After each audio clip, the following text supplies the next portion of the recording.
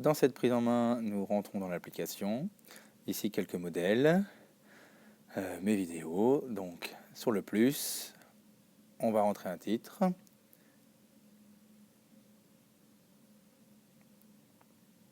Voilà, clic 2016. On peut choisir tout un tas de panels, peu importe, j'ai pas trop vu la différence.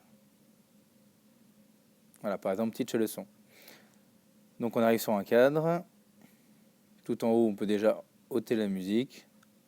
Voilà, on peut régler le niveau sonore si vous voulez, choisir un large choix. On va l'enlever pour l'exemple. Les différents thèmes disponibles.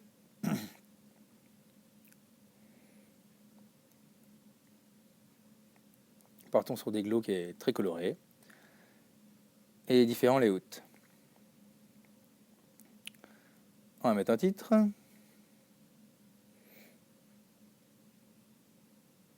Clic 2016 toujours.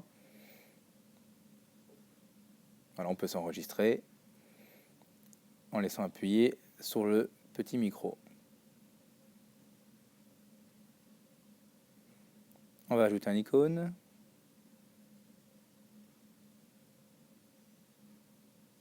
Donc les mots, la recherche se fait en anglais. Donc cherchons une icône pour le mot cool, parce que le clic 2016 c'est cool. On va mettre celle-là, le temps qu'elle charge. Donc toutes les icônes sont libres de droit, bien sûr. Ici, on va ajouter une photo. Donc on va chercher des photos libres.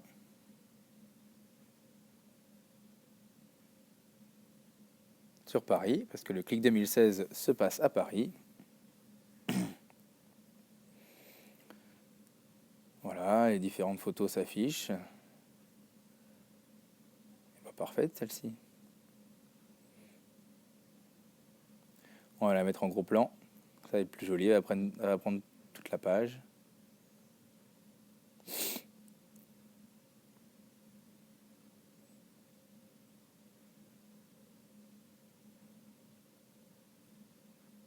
Et on va lui ajouter un petit titre au milieu pour customiser cette photo. Voilà, avec les différents layouts, on peut changer bien sûr. Hein. On est libre.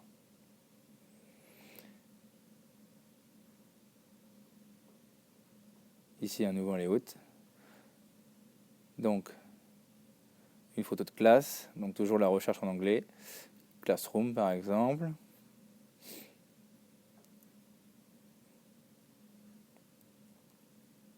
Voilà, différentes photos de classe s'affichent. On va choisir une qui nous plaît bien.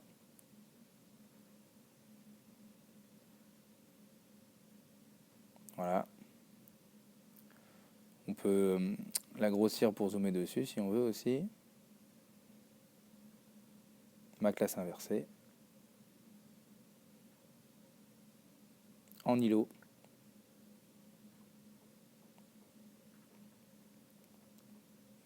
Voilà, on peut pas mettre malheureusement d'emoji. C'est pas possible.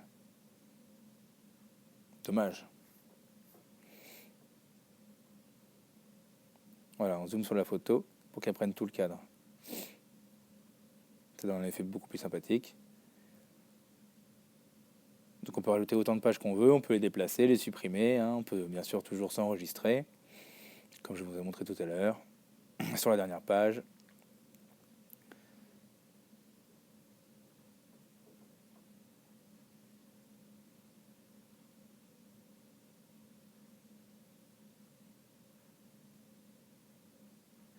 On va finir par une petite icône top, voilà, le layout avec deux images, ou deux textes, ou deux icônes, comme vous voulez.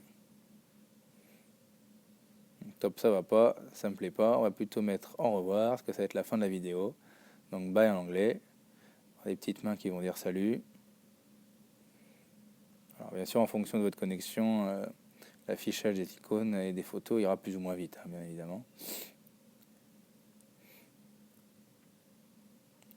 Voilà, une fois cette vidéo terminée, on peut bien sûr la visionner et on peut aussi l'exporter. Voilà, donc moi il n'y a pas de son dans la vidéo, Je ne suis pas enregistré. Voilà. Et donc après, une fois qu'on l'a visionnée, qu'on pense que c'est bon, voilà, elle est prête à être partagée. Donc là, différents moyens de la partager. On peut public ou non. Si on clique sur la petite icône à droite ou autre, Facebook.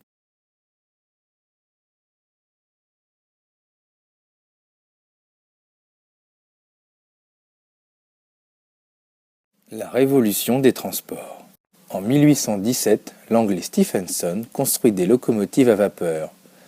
En 1830, une ligne de chemin de fer réunit les villes de Liverpool et de Manchester. Et en 1850, l'Angleterre dispose de 10 000 km de voies ferrées.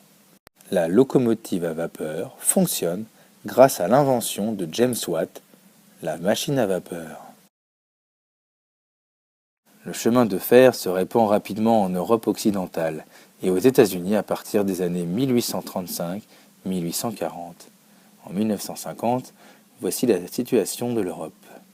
En 1878, la France dispose de 21 300 km de voies ferrées. Voici la situation en Europe en 1880. Pour faire circuler les trains, il a fallu aménager les voies ferrées, creuser des tunnels, construire des ponts et installer des gares. Cela a stimulé l'industrie. À partir de 1850, les bateaux à vapeur appelés steamers sont construits en tôle. Ils peuvent transporter beaucoup plus de marchandises et de passagers que les bateaux à voile. Le commerce maritime connaît ainsi un grand essor.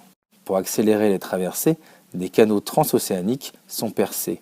Le canal de Suez en 1869 entre la Méditerranée et la mer Rouge et le canal de Panama en 1914 entre l'océan Atlantique et l'océan Pacifique. L'automobile à essence naît en 1886. À ses débuts, elle coûte très cher et les fabricants n'en produisent parfois que quelques exemplaires.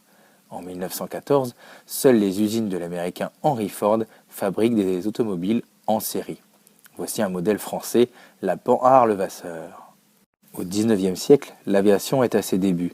En 1890, Clément Ader fait décoller sur 50 mètres un premier engin. Et les frères Wright réalisent le premier vol en 1903. En résumé, grâce à la révolution des transports, les hommes et les marchandises circulent plus facilement et plus vite. Des régions jusqu'ici isolées ont connu un développement nouveau et sont entrées dans le monde moderne. Bonne révision!